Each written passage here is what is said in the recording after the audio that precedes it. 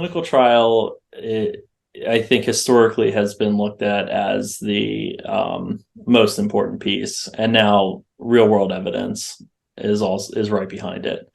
So we do love to see publications around how it functions in the real world, and it's not just from us as a trade organization. It's from providers, payers, professional associations, et cetera, that really want to make sure that when you take these out of a controlled trial, that they still function the way you say they will.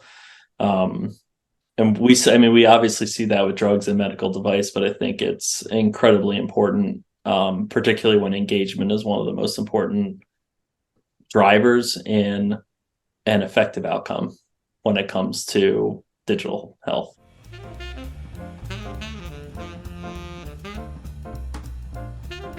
Yeah, think about, I guess, like an insomnia product, for example, right? If you're in a clinical trial, you're probably suffering terribly from insomnia. You're motivated, right? You're probably getting paid to be part of the trial. You're doing a lot of extra things. There's fear of placebo effect, things like that, right? When you actually dispense it into the real world, does it still function the same way? Are people using the product every night, right? Do they actually stick through the treatment? And that's where you want to see those outcomes be just as effective, similarly effective, at least demonstrate that it's still functioning in the real world.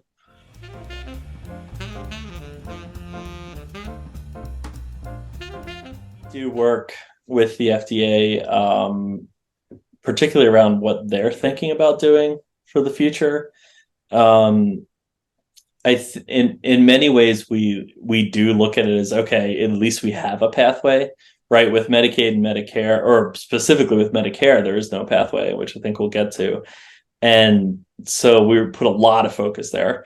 With FDA, we do say, okay, at least this works, right? But there's so much about it that even they're reviewing to try and figure out what comes next, that it's always a part of our, at least monthly agenda of what we figure out. I think AI is probably one of the most important things. How do you treat AI?